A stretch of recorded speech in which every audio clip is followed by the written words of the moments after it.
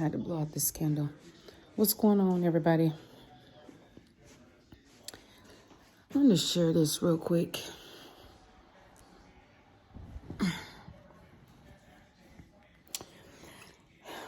I feel like it's okay to acknowledge that, pardon me, it's okay to acknowledge that the truth can be hard to hear. Because a lot of the times we are thinking from the perspective of how much we do that is right. We're thinking from the perspective of, I don't see myself as this kind of person. We're thinking from the perspective of maybe somebody else got it wrong. And that can allow us to not be able to receive another person's, I want to call it perception, but then I understand how people feel some type of way about, well, that's just their perception. It doesn't make it right. But I can understand how we may have a hard time receiving how somebody has perceived their interaction with us. And what's important to know is who you're receiving your information from. That's key. Because me, for an example, me talking to my son and me telling him things that he needs to improve on, his heart should automatically be postured with, well, you know what? My mom wouldn't dare say something to purposely bring me down, to purposely hurt my feelings, to purposely try to make me feel anything negative, to try to embarrass me. Pardon me. So obviously, if she's sharing this with me, then it's suggestive that she's speaking from a good place, a pure place. She's wanting to help me. She's wanting to show me this particular area about my life that I can improve on. Now, we do have to be mindful. Now, the person that's giving the information, we have to be mindful of timing. We have to be mindful of tone, the words that we choose, because words can be damaging. I know we have the old school saying, sticks and stones may break my bones, but words will never hurt. But that's just simply not true, because words can be damaging. And so it's very important that whoever is giving the information, they want to be mindful of where that person is, their level of sensitivity, their level of intelligence, because sometimes you can give a person some information and they cannot take heed to it because they feel like you're insulting my intelligence. What do you mean? You think I don't know better? So there's so many different factors that go into it when you're trying to talk to a person about things that they may need to improve on, what they may need to work on, what you've picked up, what you've sensed, what you feel would benefit them. Now, of course, we know that there's more that can go into that, but now obviously I won't list out every single thing because there's so many different dynamics when you're the person communicating the information. Now, the receiver has to sit in the posture, as I said. My son, for an example, has to be aware of our relationship, how I've approached him before, other seeds that I've planted of positivity.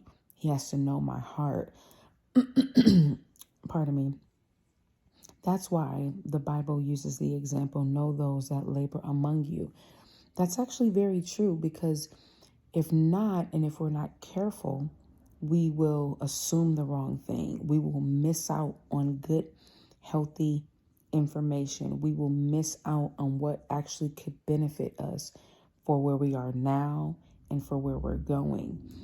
And so I'm learning that even in my career and being a life coach and being a suicide counselor and an addictions counselor, if you want to book a session with me, you can go to my Instagram and send me a message and we can book something. But I'm learning sometimes when I have conversations with people, most times, that first initial round of conversation, the initial information that I may give,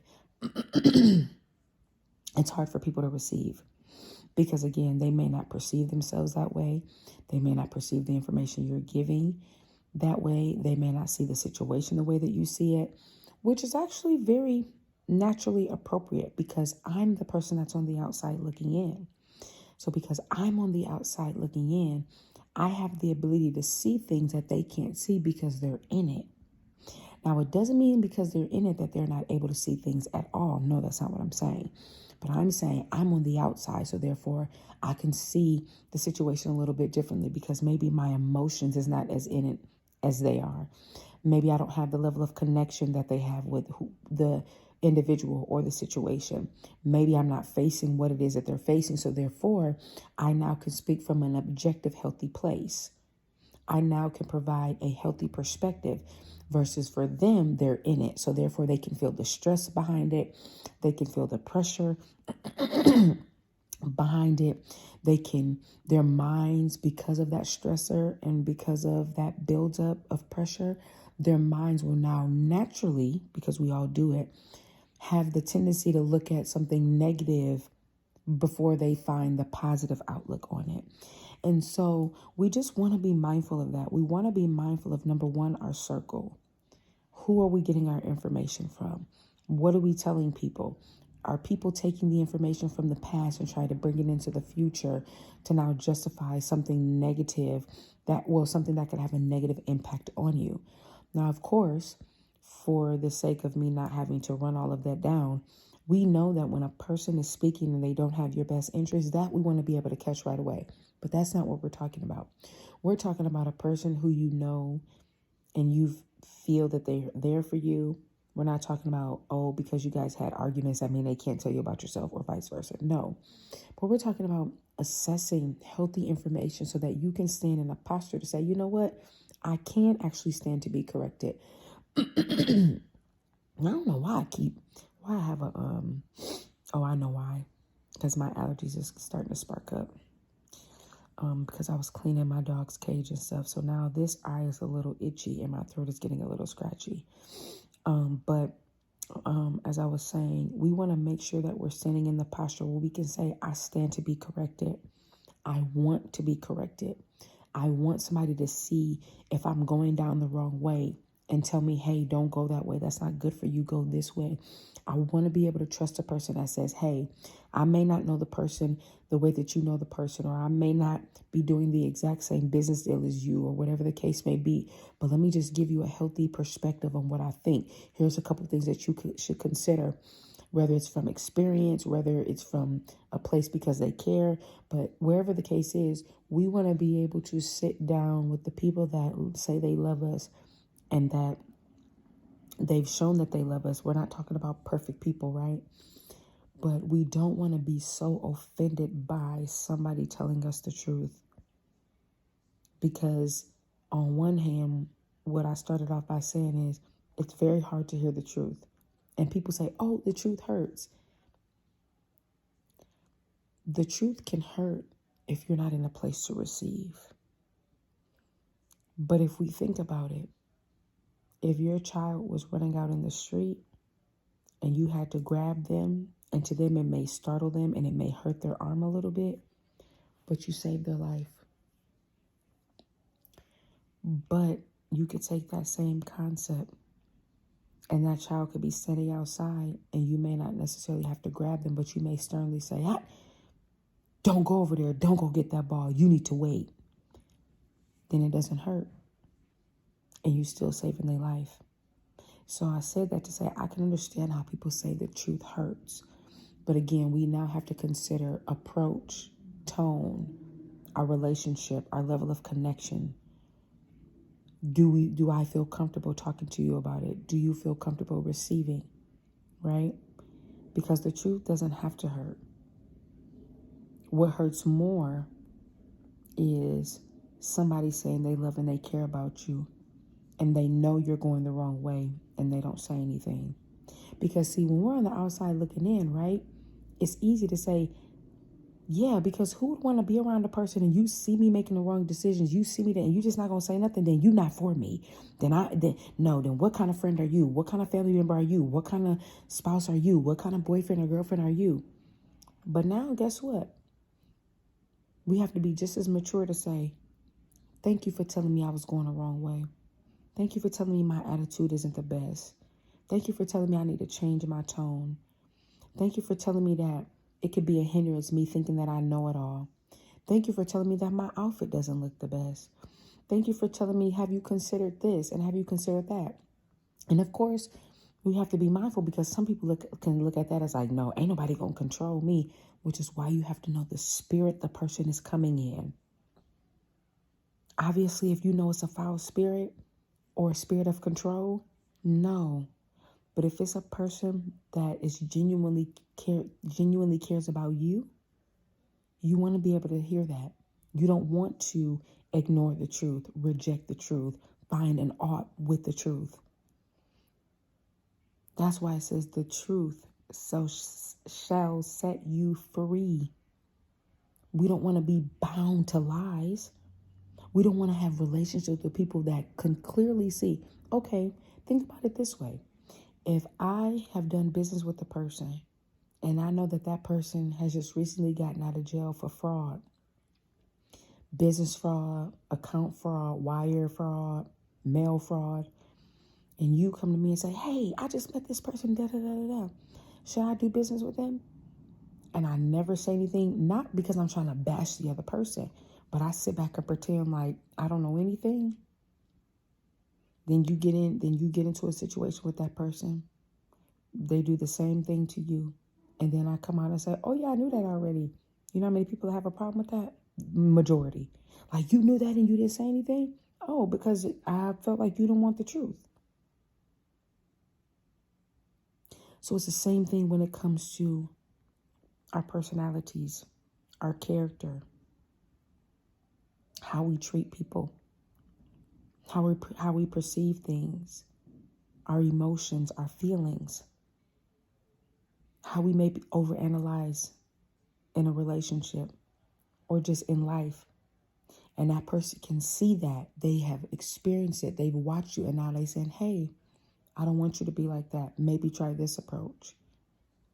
And if you know that the person you're speaking to bears fruit of love and kindness and respect, yes, we all get upset. Yes, we all say the wrong things at times. Yes, all of our tones, right? Our tone is not always right. We don't always have the right timing. We understand that. But even in that, even when a person gets it wrong, they know how to correct the wrong. And then when they know how to correct the wrong, you're not going to hold it against them when they're ready to tell you something about you. You're not going to say, well, I want to hear what you got to say because the last time you talked to me, you yelled at me. Well, check the fruit. Are they yelling at you now? Are they approaching you differently? Are they trying to approach you differently? So I just think it's important for us to not run away from the truth. And I know we have this saying, well, this is my truth. I'm going to tell my truth. We have to be careful with that too. Because just because you think that it's true, you have to be mindful that you're not getting tricked by the adversary, that the adversary is saying to you, yeah, believe that. Yeah, don't, yeah, ain't nothing wrong with that. Think about how we hear these conversations where now all over social media, it seems like you have men versus women and women versus men when it comes to relationships. High value man, high value woman, red table talk, dark room, and da-da. You got all these people saying all of this stuff. But guess what they say? But this is my truth. If a woman can't come to the table and do da-da-da-da, then I don't want her because that's my truth. Got to be careful with that. Because sometimes we say stuff and the adversary is really trying to trick us to believe that you actually are speaking a false truth. What do I mean by false truth? To you, you have convinced yourself that what you think and feel, etc., is true, but it's actually false. But you're so convinced, you just know what you know until somebody else comes along and says, actually, no, that's not true. And they can say, well, that's not true for you, but this is my experience and this is what we got to be careful with that. That's why it's always healthy to be open-minded. We're not talking about be foolish and believe everything. Just because somebody says it, you have to accept it and and you have to just denounce what you stand for. No. But what do I mean by being open-minded? You should never get to a position in life where you feel like you know it all. I don't care if you're 20, 30, 40, 50, 60, 70, or 80. Yeah, I know people over a certain age say, let me tell you something. I know what I know because I lived a long time. I understand that. But that does not mean you're exempt from learning. That does not mean you should be exempt from understanding the truth about something that maybe you didn't see. You know why? Because we cannot always see ourselves. That's why it's important to have healthy relationships, because they can point something out about you that you didn't know was there. You may think you know you, but you don't know what it's like to be in a relationship with you. You don't know what it's like to be your sister, your niece, your best friend, your coworker. You think you know, but you're just you. So you have not experienced you. Make sense? See, other people is experiencing who you are. This was an example. I come from a background of a family and they talk really loud. It's a lot of us. So, we like to yell. Even if it's a good thing, we would like to talk, over talk. We laugh and we one of them families. We argue one minute, be laughing and kikiing the next minute, be praying, holding hands, praying the next minute. And so because I come from such a loud family, when I say loud, I'm not talking about like the first of all, not all of that, but we laughing out, hey, come here. No, don't do that. Wait. What'd you say? Right? And I'm sure there's a lot of people out there that come from a family that's really lively and all of that. Well, that translated over because that's all I've been exposed to. So when I would have certain conversations with people that are close to me that are not used to that particular style of communication, they'll say, why you talk so loud? Why you yelling? And I'm saying, no. I'm not yelling. But I could be talking about something and I'll say, I'm just passionate. Like when I'm on the go and I'm talking about something, I'm like, and then my voice starts to escalate. And then I'm hyped up and then I talk with my hands and da-da-da-da. But to somebody else, that can come across differently. And so after being told a few times, like, why do you talk so loud? Why are you yelling and da-da-da-da? I had to stop using the excuse, if you will, of that's the family I come from. We just passionate. We loud talkers. If I'm talking to my mom and she's saying something, I'm like, girl, and da-da-da. She like, no, but I'm like, no, mom, you don't know. No, this and that. And I had to be open-minded because I had to realize when you're having a conversation, it should be between you and someone else. So therefore, I cannot only take my style of communication and force that on someone else, because what I'm saying can get lost in translation or it can be perceived the wrong way. I'm sorry, I didn't mean to say even if, but so now, although I've explained to you where it comes from, I explained to you my demeanor, I explained to you, oh, it's not even like that. Now we have to have an equal balance. That person has to be willing to say, oh, okay, it makes sense now. So now I won't always jump to the conclusion of you trying to yell and go off or you over talking or this and this and that. And then I have to be mindful and say, well, you know what? I really don't have to escalate my voice all the time. I don't have to be so animated when I talk. And I'm really like that, especially if I know you and I'm comfortable with you. If I don't know you and I'm not comfortable with you, you're not necessarily going to see that side. But I had to be mindful because I had to realize, hey, the way somebody else has been brought up, their communication style is different. And the goal is not for me to force who I am on them and them to force who they are on me. The goal is to find a happy, healthy understanding. Therefore, we can have a happy, healthy balance. To where sometimes if I don't recognize I'm super, super animated, they can now think back and say, okay, but I know what she told me. But then I also have to sit in a position to where I'm saying, wait a minute, I'm being too animated. I need to tone it down a bit because I have to respect this person's style of communication. And I've actually literally done that. I'll be talking and I'll say, Jennifer, why are you so loud? But see, I could have easily rejected it. Like, no, you don't understand. You don't know where we come from. I'm not going to change how I talk. You won't take, no. But it was so funny because as they began to point it out, it actually began to help me. And then I started low-key thinking about how many situations have I been in where I was just talking so loud and didn't even recognize it. To the point where now I'll say, I'm sorry, I'm talking too loud. I'll literally say that out loud to myself, like, Jennifer, you are so loud right now. And I'm not saying I'm like this obnoxious, just like oh my, type of loud. But I can see how, again, my animation, my excitement can be perceived differently. And the goal as one to another is we shouldn't force each other to change. We should not force one another to change. Because number one, you can't change people. God has to change a person only if they're willing. Number two, because I know everybody kind of like, well, I don't understand this God thing, and that's okay. So here's part two. Number two is if a person is telling you something that is bothering them, even if you know you're coming from the right space, the goal is to still just at least listen. Isn't the goal for us to gain an understanding and all that get an understanding? My goal isn't to find a way to keep traumatizing you or hurting you or upsetting you or for us to keep having a misunderstanding. That's not the goal. What will be the point of that? It's going to cause you stressor and disturb your peace and vice versa. Because even if I feel like everything that I'm doing right, the fact that you are not hearing me or receiving what I'm saying, I'm going to feel disturbed. So now, isn't the goal to come to a healthy common ground, even if it's, let's agree to disagree right now, and let's try to find little ways to work on this. Now, of course, we're not talking about allowing a person to just say and do whatever. No. But we're talking about overall, the goal is when two people want to get to a common goal, we have to communicate. There's a difference between talking and communicating. But we have to be willing to communicate. We have to be willing to listen. That person also has to be able to recognize what place are they receiving from. I have to be able to recognize what place am I receiving from. Because the goal is to not allow the adversary to continue to allow us to be distracted, upset, arguing, constantly not seeing eye to eye, to the point where we can't have a conversation. You don't want to hear me. I don't want to hear you. And the thing is, we have to understand we're human.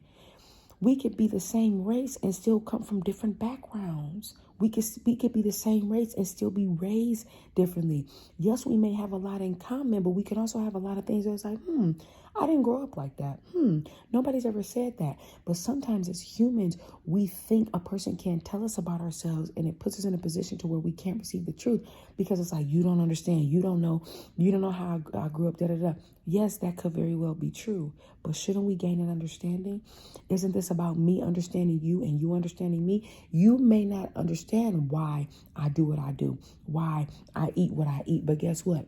You're going to want somebody to understand why you do what you do, why you eat what you eat, right? So right there, we already brought ourselves back to a common ground. You may say, I don't eat that, but I do eat this. And I may say, I don't eat this, but I do eat that. So the goal is to come to a healthy understanding versus finding ways to argue and debate and to keep that peace disrupted. Even if it's like, I'm not sure about that. I don't know about that. Or, hey, thank you for your criticism. Thank you for your healthy feedback. Thank you for allowing me to see something that maybe I didn't know. Let me think about that. Let me ponder on that. Let me do some research and kind of see. Let me read about personality types. Let me look in the Word of God and see what God says about character traits and about how should we be conducting ourselves. But you got to know those you labor with. Because if you can see their fruit, you shouldn't take offense by what they're saying. Because that's the trick of the enemy. If they bear good fruit, meaning they bear good fruit in the category of they're not out to get you. They're not out to manipulate you. They're not out to ask you to change for the sake of their benefit while you suffer. If they've been consistent, not perfect, if they've been consistent in the fruit that they bear, don't let the enemy trick you out of having somebody in your life that has a sound mind, a sound, healthy perspective of something about yourself that maybe you didn't know, maybe you didn't have somebody to push you to work on. Be in a place to receive. Because let me tell you what the enemy wants you to do. The enemy wants you to not listen to the person that means you well, but be all ears to the person that don't mean you no good. I'm putting my blanket back up here. So Hope that helps somebody. Until we talk again. Talk to y'all soon.